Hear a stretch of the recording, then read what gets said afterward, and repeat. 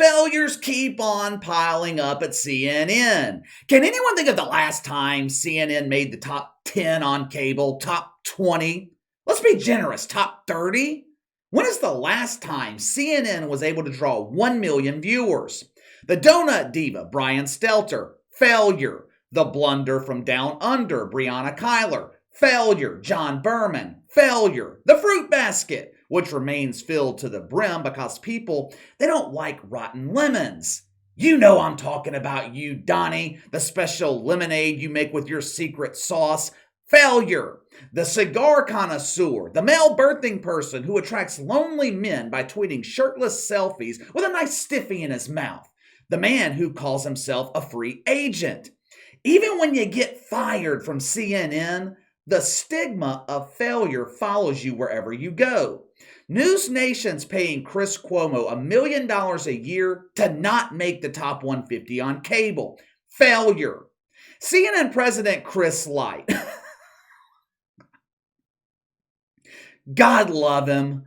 Chris Licht is supposedly trying to move CNN towards the middle. I want our network to be dedicated to hard news instead of hard-grilled woke wieners. On multiple occasions, Chris Licht has claimed that we're going to see a new and improved CNN. Gone are the days of false claims of mythical racism. The percussion section no longer has a place at CNN. We have removed all the bongos. Cucumbers are off the catering menu. Once Don Lemon finishes off this last tube of Preparation H, it is gone. We are not ordering any more.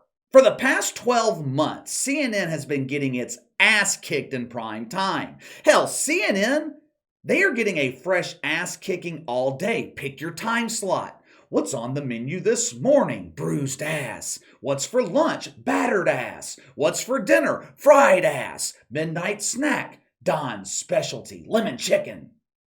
Chris Licht has been hard at work, supposedly moving CNN towards the middle.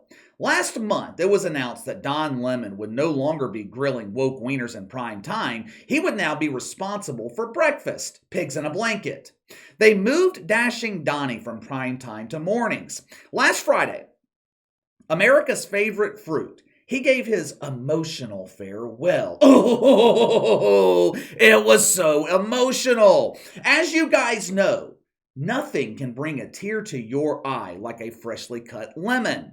We have seen poor Donnie break down in tears many times over the years. 2016, Donald Trump is elected president. 2017, Barack Obama's final days in the White House. 2015, gay marriage becomes legal. These are tears of joy. Now I can add Colin Cucumber to my health insurance plan. Our pregnancy will be covered now.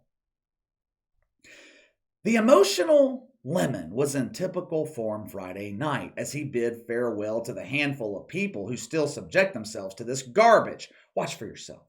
My back. When conservatives attacked me, you had my back. When liberals attacked me, you had my back. When racists attacked, you had my back. And speaking of, when the former president sent armies of bigots and people who threatened my life after me, you had my back as well. I will never forget all of you for carrying me when I could barely stand. Because some of the things that we discuss here are so personal and so consuming, all-consuming. So I hope I made you proud. And I thank you for tuning in all these years. And I hope that you're going to join me in the morning. So I will simply say good night, and I will see you soon. All right, so I'm going to leave. Then I'm going to go upstairs. Bye. I swear to God, they make this too easy. For 10 years, all of you have had my bongo. We have been through all the rages together. Fake outrage, orange man bad rage, hemorrhoid rage. Donnie's farewell was heavily promoted by CNN. If Chris Licht was ever in doubt that he made the right decision moving Don Lemon out of prime time, Those doubts were immediately erased once the ratings were released. Typically, special shows like this, especially a final farewell show, they'll see a bump in the ratings. Not Donnie, though. No. 473,000 lonely dudes tuned in Friday night to say goodbye to Don's Lemons, leaving Donnie in his familiar position of not making the top 50 on cable. With the demotion of Don Lemon, well, I'm sorry. I do have to consider Donnie's feelings. With the promotion of Don Lemon from cooking dinner in prime time to bussing tables in the morning, along with the exit of Chris Cuomo, CNN has this gigantic void in their primetime lineup. Now, you would think a network struggling across the board in the ratings, they would bring in some fresh faces. At this point, even someone with little to no name recognition would be better than pushing a confirmed shitfuck to fill the void. Instead of continuing with the new and improved CNN, Chris Licht decided to replace the cigar in the lemon with a professional bongo tapper. I was incredibly confused by this decision. Prime time is the most difficult time slot on television to draw an audience. You're literally competing with everything. Live sports, Tucker Carlson, Sean Hannity, shows like The Real Housewives, which, unbeknownst to me, is the #1 show on cable Wednesday nights. Prime time is the most competitive time slot on television. When you're a struggling network, you want someone with the proven ability to draw an audience. And the best CNN could come up with was Jake Tapper? Jake Tapper? If you were looking for a huge embarrassing failure, why didn't you just call Bomani Jones? I'm sure Jamel Hill was available. Hell, is Rex Chapman still under contract at CNN? That doofus, he can't convince a dog to sniff a freshly baked turd in the summer heat. I'm sure he would gladly commit to tanking your ratings. Chris Licht, CNN. They had a master plan for the debut of Jake Tapper. I know how we can draw ratings. Jake Tapper is a serious journalist. He is as committed to hard news as he is to grilling woke wieners. For his debut episode, let's have him interview the most popular male birthing person in America. Who did CNN decide for this big interview? Maybe it was The Rock. He's going back and forth right now about a potential presidential run. Was it The Rock? No. Unfortunately for Dwayne Johnson, he didn't meet the requirements. CNN wanted a male birthing person. The Rock doesn't have the ability to have babies. He only has the ability to lay the smack down on candy asses. Now, if he was laying the smack down on candy bongos, maybe CNN would have made an exception. So who else? Who else could it be? Who was a popular male birthing person? KC, I know. Megan Rapinoe. He's a prepubescent boy, but also has the ability to get pregnant. That's an excellent guess. Meg definitely meets most of the qualifications. But you got to remember, CNN was looking to draw ratings. They wanted people to actually, watch the show. Megan Rapinoe has proven numerous times she does not have the ability to draw an audience. The only thing she can draw is a design for a nice nest for her wife Sue Bird to lay eggs in. Chris Licht, he picks up the phone and dials the White House. He was greeted by the White House secretary. Thank you for calling the Rainbow House. This is August. I go by shitfuck pronouns. May I ask who's calling and which pronouns you prefer? Is this the White House? We don't refer to it by that name anymore, sir or ma'am. That name lacks diversity, and it's not inclusive to other races. Okay. This is Chris Licht at CNN. We are wanting to interview President Biden in primetime Tuesday night. Certainly. Let me check his schedule. Yes, he is free Tuesday night, as well as every other day or night for the remainder of the year. President Biden prefers to keep a light schedule, so he doesn't miss a new episode of Real Housewives. Yeah. CNN's master plan to temporarily solve their ratings problem in prime time was interviewing the one person in America no one cared to listen to. Jake Tapper, he would have been better off airing a segment of a baboon showing him how to properly use a banana. Don't peel the banana, it's there to prevent the spread of disease. This interview with Joe Biden, to be honest with you, it's what we've come to expect from our fearless leader, a disaster of epic proportions. I compiled a couple of highlights for you. Try to stay awake, but watch this for yourself. The economy remains top of mind for voters. JP Morgan Chase CEO said the U.S.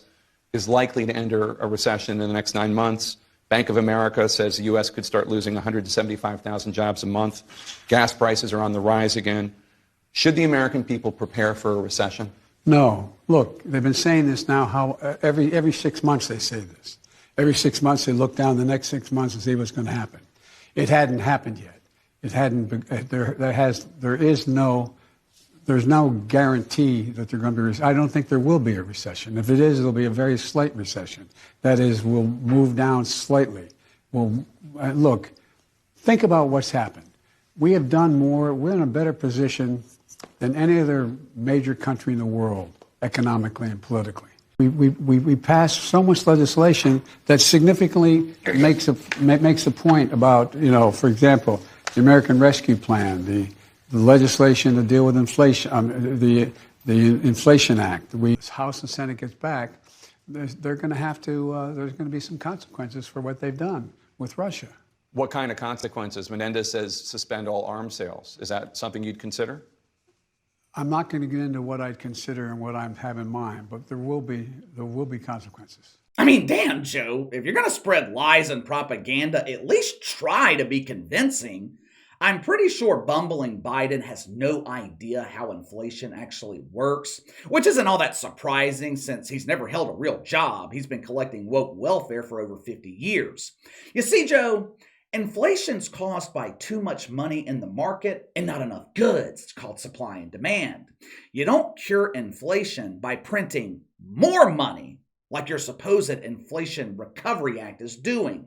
You solve inflation by pulling money out of the market.